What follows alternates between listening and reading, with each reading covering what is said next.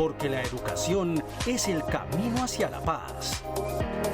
Nosotros vamos donde están las historias, buscando la verdad de maestros que hacen grande Colombia. Y todos sus protagonistas tienen su espacio en Encuentro. Hola, buenos días, bienvenidos a Encuentro, el programa institucional de la Federación Colombiana de los Trabajadores de la Educación. Hoy desde los jardines exteriores del Museo Nacional de Colombia. Mi nombre es Omaira Morales y aquí les presento un avance de los temas que trataremos a continuación. La educación es el único camino para garantizar el desarrollo de un pueblo, no hay otra vía. Cuando se enfatiza en pasar las pruebas Saber y PISA, ¿dónde queda la educación integral y la tecnológica? Naciones Unidas nuevamente investiga casos de violación de derechos humanos en Colombia. La única forma de garantizar a mediano y largo plazo el desarrollo y la productividad exitosa de un país es invirtiendo de manera significativa en educación. Para nadie es un secreto que país que invierte en educación garantiza de facto su desarrollo económico, social y productivo. Los ejemplos existen: Singapur, Finlandia, los tigres asiáticos y más cerca Chile. Colombia a toda costa quiere hacer parte de la OCDE, quiere imitar su economía, los malos ejemplos de la concentración de tierra y la permisividad de la democracia. Frente a la educación, que reine la economía neoliberal. En Singapur los billetes están dedicados a la educación. En Colombia están dedicados a la clase política, pero en Singapur están dedicados a la educación. El billete de 2, por ejemplo, es dedicado a mejorar la educación. Es un país que tiene la inversión per cápita más alta. Colombia tiene una deuda histórica con la educación, con su financiación y la idoneidad de quienes llevan las riendas del ministerio, que en vez de ser académicos y docentes, son economistas y empresarios, quienes hacen la tarea, cada uno con sus reglas bajo el brazo. Llegan a construir su imperio y a deconstruir lo que el saliente dejó. Así no hay política pública de Estado que soporte el desarrollo sostenible del derecho. La educación tiene que ver con todas las esferas del circuito social, económico, político. También hay que entender que es que educan también los políticos. Bueno, son muy malos maestros, ¿no? Los políticos que por ejemplo, invitan al odio, a la cizaña, que generan, impulsan la sed de venganza, el odio, pues son políticos que están destruyendo el tejido social. Mientras en Colombia los billetes exaltan a los próceres españoles y uno que otro a los criollos, en países como Singapur se exalta la educación. En Colombia educan los políticos con la peor moral y ética, auspiciando la violencia y la ley del más fuerte. Educan los mal educados y quienes se han formado y han batallado por garantizar desde la carencia el derecho a los niños y a los jóvenes en las escuelas son invisibilizados y con esta la posibilidad de fortalecer el desarrollo equitativo del país. En Encuentro hacemos pedagogía sobre el decreto 1655 que establece la pensión de invalidez para los maestros que no pueden trabajar porque tienen una enfermedad de origen común. El decreto 1655 del 2015 reglamenta el sistema de riesgo laboral del magisterio. En una de sus secciones establece el reconocimiento y liquidación, el pago de la pensión de invalidez por enfermedad profesional o accidente de trabajo. Sin embargo, el gobierno se rehúsa en poner en práctica este decreto. Primero porque el manual de calificación se suscribe como si fuera del sistema general de los demás trabajadores al servicio del Estado y se desconoce el régimen de excepción de los maestros en Colombia. Y en segundo lugar, porque se iniciaron los contratos el 23 de noviembre de 2017 y los maestros en Colombia no contamos con la seguridad y la salud en el trabajo. Para el reconocimiento de la pensión de invalidez, lo que está haciendo el médico laboral es incapacitar al maestro y no pensionarlos, porque no contamos con un manual de calificación que debió haber sido expedido por el gobierno nacional después del paro del 2017. Hoy no contamos quién valore el ingreso de los maestros ni quién valore el retiro o reintegro por incapacidad laboral. Y no existen mecanismos para que se garantice una pensión por invalidez o enfermedad, porque el gobierno sigue incumpliendo los acuerdos, desconociendo los derechos de los docentes en el país. Estamos orientando son las acciones jurídicas, porque el directo responsable es el gobierno nacional en cabeza de su ministra de Educación y lógicamente los entes territoriales certificados que hoy tienen una responsabilidad que se las ha delegado el ministerio y que el uno y el otro están devolviéndose el balón sin querer reconocer la responsabilidad que tienen y que hace parte de los acuerdos suscritos en el año 2017. La pensión de invalidez para docentes se reconoce cuando el médico laboral certifica una pérdida de capacidad laboral y se debe iniciar el trámite ante la Secretaría de Educación certificada, la cual dentro de los 3 días siguientes de recibir la certificación debe iniciar el trámite ante la fiduciaria administradora del Fondo de Pensiones del Magisterio para el reconocimiento de la pensión, que no debe tener una demora de más de 2 meses. Una vez se ha reconocido la pensión por invalidez, la fiduprevisora tendrá 30 días calendario para el pago de la primera mesada pensional. Docentes, estudiantes y padres de familia del Colegio Diana Turbay CDA se resisten a la demolición de esta institución. La razón, manifiestan que de hacerse habría detrimento patrimonial. La decisión de demoler el Colegio Diana Turbay CDA en el sur de Bogotá generó la molestia de algunos padres de familia. La Secretaría de Educación señaló que la infraestructura se encuentra en mal estado, que no cumple con las normas de sismoresistencia y por eso se hace necesaria una reconstrucción total. Sin embargo, el descontento es por la falta de una instalación que cumpla con las normas de seguridad a más de 1000 estudiantes de primaria y bachillerato. Visitamos las instalaciones del Antonio Nariño y realmente no cumple con las condiciones aptas para brindar educación. Pero una cosa es lo que decimos los padres desde nuestra óptica y otra cosa es lo que dice la administración. Entonces digamos que no hay un consenso total y pues eso realmente a los que va a llegar a perjudicar son a los estudiantes. La rectora del establecimiento educativo señaló que se está cumpliendo con el plan de contingencia y que la decisión de ir a la sede de Antonio Nariño se debe a que cerca al colegio no se encontró una planta física que pudiera prestar el servicio educativo. La nueva sede que se tiene prevista tiene 7 pisos, el 7º piso no se va a usar para salones, los niños más pequeños van a quedar entre 2º y 3er pisos para evitar pues que aminorar riesgos. Sin embargo, los padres de familia pues persisten en sus temores con respecto a la sede porque tiene 7 pisos con escaleras obviamente y que esto puede generar riesgos.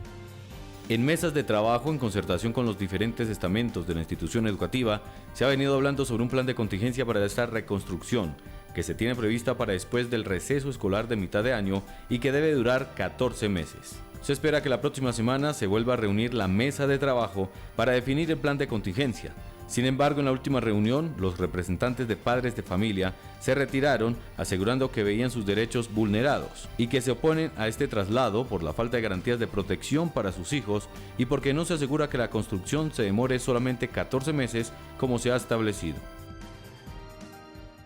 El fiscal de FECODE, el profesor William Velandia, a esta hora le habla a los maestros que nos sintonizan.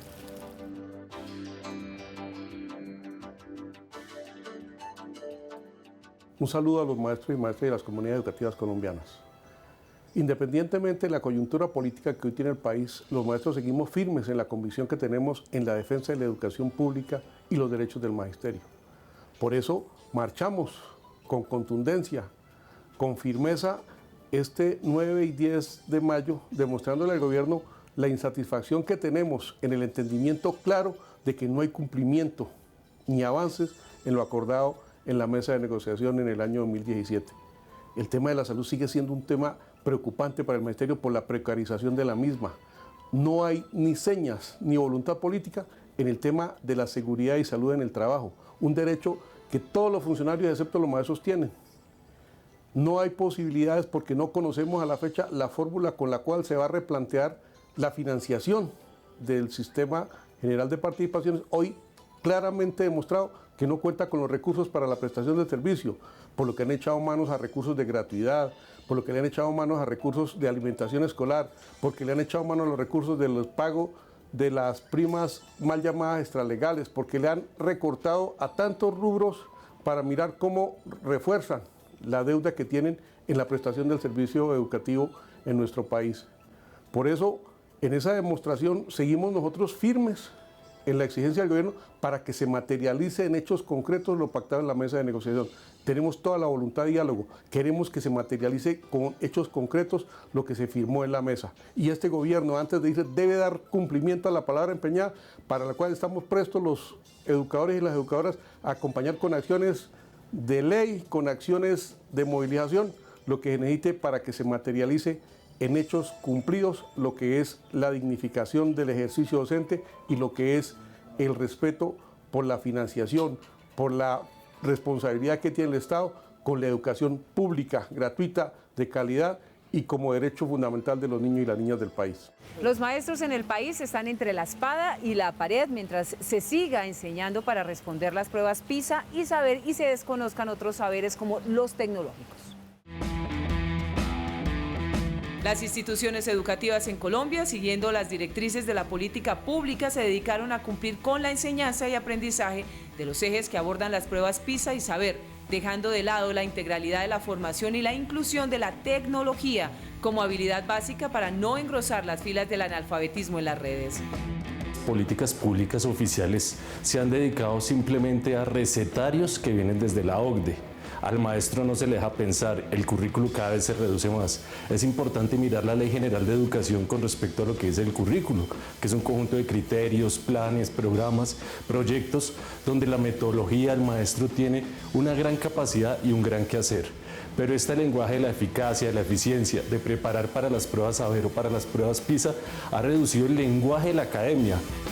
Y no es tener viejos computadores, aprender a acceder a la red para responder las pruebas internacionales, copiar y pegar, sino poner esta herramienta al servicio de la educación con pertinencia en el contexto y las necesidades de la comunidad.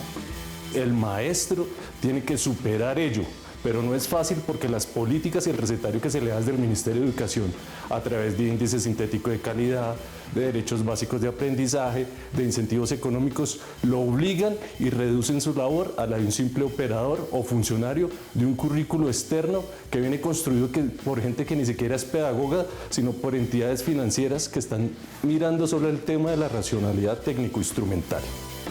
El movimiento pedagógico FECODE, el CEIR, han sido enfáticos al exigir una educación pertinente, un currículo que hable y responda por los requerimientos cambiantes de los contextos, regiones y culturas del país. De ahí el no rotundo a los estándares, a la imposición de pruebas internacionales que desconocen las habilidades propias de los jóvenes colombianos e imponen otras que nunca podrán explotar. La tecnología debe dejar de ser un lujo o un recurso facilista para convertirse en una estrategia de pensamiento crítico, informativo y de desarrollo. Se reabre el debate sobre si es necesario o no, pertinente o prioritario crear un ministerio específico para la ciencia, la tecnología y la innovación en nuestro país.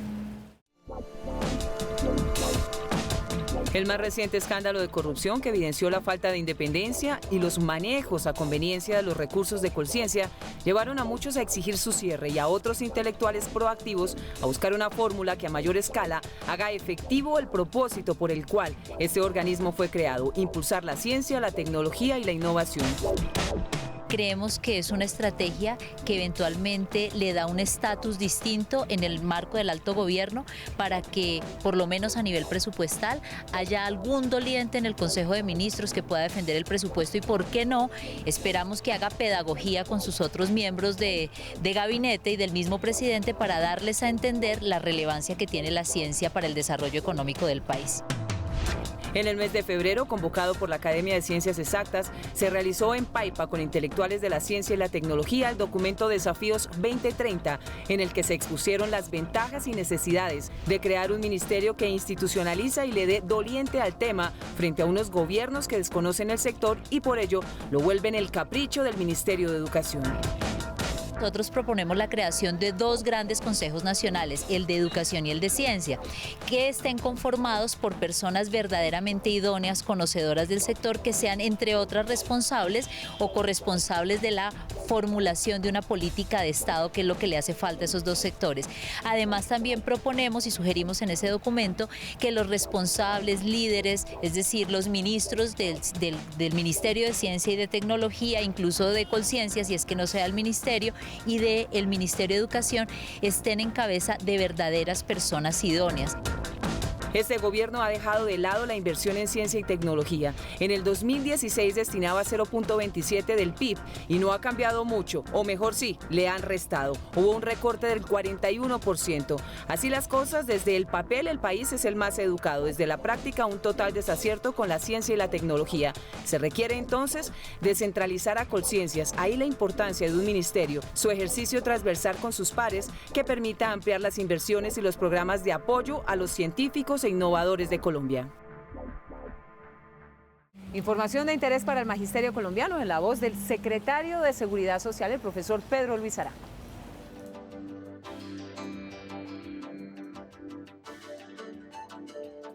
Buenos días para todos los compañeros y compañeras, para la comunidad educativa y para los televidentes. Efectivamente, se realizó el paro de 48 horas organizado por la Federación Colombiana de Educadores, los sindicatos departamentales y los subdirectivas municipales. Se hicieron las asambleas el 9 de mayo y el 10 las concentraciones y las movilizaciones en las 5 capitales, y allí se denunció el incumplimiento de los acuerdos por parte del gobierno firmado el 16 de junio del 2017, pero también se denunció la mala prestación del servicio de salud. La fidoprevisora no viene exigiendo el cumplimiento de los contratos, no se está prestando la oportunidad en la cita de especialistas y también de citas generales. Por eso el magisterio mantiene la decisión que si el gobierno no nos resuelve las exigencias planteadas en los acuerdos, contemplados en esos 2 puntos importantes, seguramente vamos a realizar la Junta Nacional para hacer el balance correspondiente y tomar decisiones en cuanto a una movilización de mayor calado. Y por último, invito a todos los compañeros a que apoyemos las candidaturas presidenciales alternativas, porque de ahí también depende la discusión de la financiación de la educación, para luchar contra la privatización de la educación, para organizar los estudiantes y los padres de familia y para que efectivamente nosotros tengamos la posibilidad de una educación pública para las nuevas generaciones. Nuestro recomendado literario lo encuentran en la más reciente edición de la revista Educación y Cultura. El artículo, tomen nota, El árbol que no deja ver el bosque. Es una reflexión frente a la labor docente y la poca importancia que se le está brindando a perfeccionar y mejorar la educación pública. No hay avances para fomentar la pedagogía educativa en Colombia y el gobierno ha restado importancia frente a la evaluación de carácter diagnóstica formativa que están realizando los docentes para mejorar su cátedra y lograr ascender en el escalafón. El artículo alude a que el árbol que no deja ver el bosque, refiriendo que el bosque corresponde a todo ese trabajo que desde la etnografía, desde la hermenéutica y desde distintas miradas de investigación, como la investigación fundamentada, incluso la investigación-acción, coadyuvan a ver un panorama de los maestros de este país que están haciendo una labor que se está quedando archivada, incluso que muchos de ellos ni la conocen, ni nosotros tampoco la conocemos, y se requiere que el país la conozca para que sobre esa base se tracen políticas educativas y políticas de formación de los maestros. El artículo El árbol que no deja ver el bosque muestra que la formación del docente tiene un compromiso social con sus estudiantes y comunidad en general desde el enfoque que realiza el educador desde el aula de clase. Por eso la importancia que se evalúe su labor pedagógica y se brinde garantías para el ascenso en el escalafón y así mejorar la educación en Colombia. Esa evaluación del examen es una evaluación que no recoge el saber, el pensar, la praxis de los maestros, sencillamente se reduce a un ejercicio muy al azar. Por eso la invitación a que veamos el bosque, que es todo ese trabajo de los maestros, el esfuerzo de más de 75.000 maestros que se han presentado en las dos convocatorias que ha habido, pero que se ha quedado ahí. El artículo que aborda la importancia de esta evaluación se encuentra en la revista Educación y Cultura, que está circulando actualmente en su número 124, donde se aborda la necesidad de la evaluación docente y los compromisos que el gobierno ha incumplido frente a lo acordado.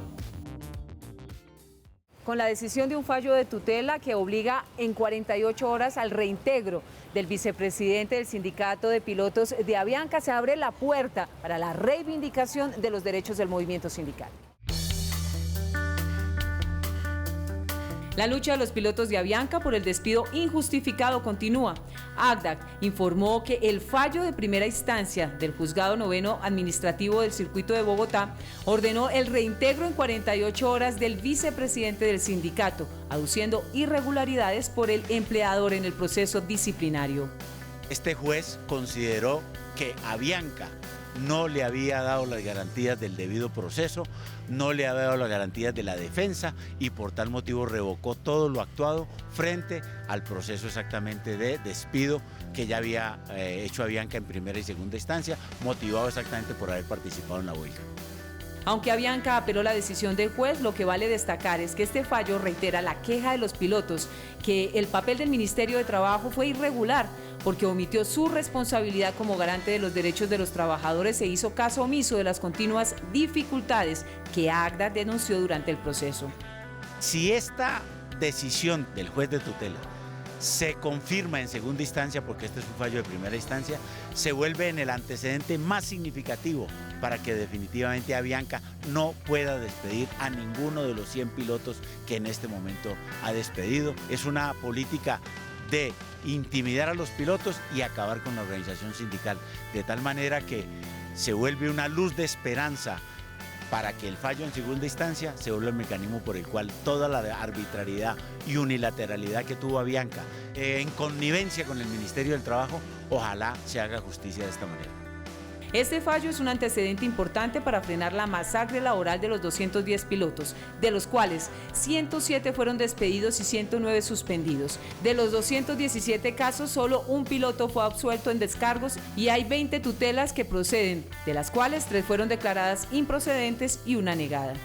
La lucha de la reivindicación laboral continúa porque el caso de Avianca es un antecedente nefasto para el movimiento sindical que ha sido criticado y denunciado ante la OIT y las diferentes instancias internacionales, donde Colombia, como se dice coloquialmente, queda muy mal parado.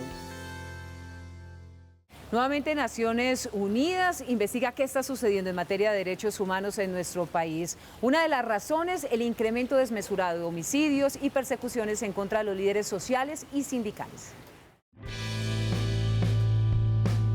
Colombia el 10 de mayo presentó su informe a Naciones Unidas sobre los derechos humanos, en los que destacó cómo en el 2017, gracias al proceso de paz, se salvaron 3.000 vidas, se presentó la tasa de homicidios más baja de los últimos 42 años, se redujo el secuestro, el reclutamiento de menores y el desplazamiento. Sin embargo, la demora en la implementación y el que la fuerza pública no llegue a tiempo a las zonas antes tomadas por las FARC abrieron la puerta a que otros grupos insurgentes y bandas criminales se apoderaran. Creo que Naciones Unidas va a valorar el acuerdo de paz, pero justamente no puede invisibilizar o desconocer las dinámicas que se están desarrollando y que conducen a una victimización todavía desafortunadamente masiva en algunos territorios de Colombia. El incremento de los asesinatos de los líderes sociales en el país se ha convertido para Naciones Unidas en un tema de seguimiento prioritario, porque evidencia que el gobierno bajó la guardia en la defensa de los derechos humanos y está dejando a expensas de los grupos criminales a quienes se oponen a los atropellos de la vida, el medio ambiente y la estabilidad social. El gobierno de Santos, ya saliente, está dejando el tema al nuevo presidente y mientras tanto los índices de inseguridad, desplazamiento y asesinatos crecen sin que haya un doliente y una acción inmediata. Muchos actores que llaman grises, actores que juegan, digamos, lo que no son estrictamente actores armados, se valen de los actores armados en los territorios para controlar las tierras, los territorios, para implantar economías ilegales, pensemos minería ilegal, pensemos el tema de las economías de uso ilícito, las drogas de uso ilícito. Entonces en muchas regiones hay toda una economía política en juego y probablemente el acuerdo de paz con las FARC o cualquier otro acuerdo de paz no puede eliminar esas economías si no se tiene una política más estructural. El 2018 es un año que evidenció la desidia del gobierno de Santos después de firmar el acuerdo, una de las conquistas más importantes de esta historia. La fuerza pública no llegó a tiempo a las áreas tomadas, no se controló la disputa territorial y se desprotegió a los líderes sociales y sindicales. Ellos, desde la otra orilla, están soportando los avatares del desplazamiento y las jornadas electorales, donde algunos condenan la paz. Lo cierto es que así como Colombia pidió acompañamiento internacional para el acuerdo, ahora lo señalan como violador. Ahora las consecuencias por falta de la implementación comienzan a dejar huellas profundas que, de no tratarse de manera inmediata, harán que regrese la pesadilla de la muerte al país. No podemos terminar nuestro encuentro de hoy sin antes editorializarlo, así pues que le cedemos la palabra al presidente de FECODE, al profesor Carlos Enrique Rivas. Un cordial saludo a todos los compañeros maestros y maestras. El 9 y el 10 de mayo también fue una fecha que marca historia en la defensa de la educación pública. Seguimos en la lucha por la financiación de la educación y del sistema general de participaciones, más recursos para salud, para agua potable, para saneamiento básico y para la educación. El gobierno tiene un hueco fiscal para este año de 2 billones de pesos. La movilización social que hicimos con los maestros de Colombia, sobre todo el 10, significa la lucha y la persistencia de los maestros de Colombia porque se inviertan más recursos y porque se haga una reforma de carácter constitucional. La señora ministra se quedó sin argumentos, planteando de que nos había cumplido y le tocó salir al señor presidente de la República el Día del Maestro a decir que nos había cumplido. No es cierto, señor presidente, ustedes no han cumplido, no le han cumplido a la educación pública. Este año tenemos un hueco fiscal de 2 billones de pesos y parece que no hay interés de ustedes para dejar saneada esa situación, y eso lo tienen que hacer desde luego con una adición presupuestal. Pero también queremos decirle, mantenemos la misma situación de responsabilidad de la fiduprevisora con relación al incumplimiento en la prestación de los servicios médico-asistenciales para los maestros y para sus familias. Ustedes son los responsables, ustedes firmaron los contratos con los prestadores de la salud y ustedes son los que deben de hacerlo cumplir. Pero también queremos decirle a los maestros de Colombia, señora ministra, explíquele al país si ya convocó la tercera cohorte para que puedan ascender y se puedan reubicar los maestros del 1278. Ustedes lo mantienen congelado. Díganos si ya resolvieron el problema de la alimentación, del transporte de los estudiantes, de los temas de infraestructura que son tan delicados en las instituciones educativas.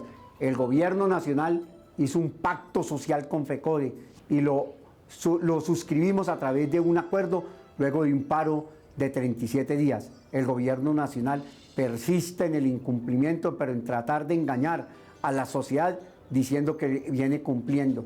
De igual manera queremos decirle a la comunidad educativa, persisten las dificultades de la escuela.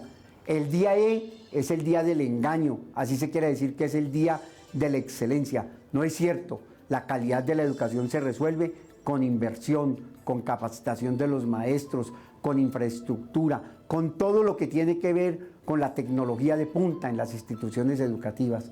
Tenemos que decir que persistiremos en la necesidad de sentarnos a la mesa, no al diálogo por el diálogo, sino a la solución que hay que darle a un pliego que fue concitado, que fue pactado, que fue suscrito entre el Gobierno Nacional y la Federación Colombiana de Trabajadores de la Educación.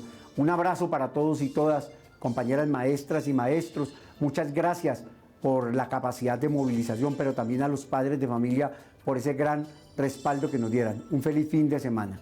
Ustedes y nosotros tenemos una cita habitual el próximo sábado a las 7 de la mañana por Teleantioquia. Saben que pueden ubicar este espacio informativo en el canal de YouTube de la Federación Colombiana de los Trabajadores de la Educación.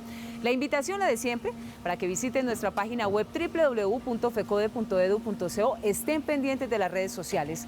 Saben que pueden interactuar con la oficina de prensa a través del WhatsApp 310-673-9655. Gracias por su compañía. Nos vemos en 8 días. Hasta luego.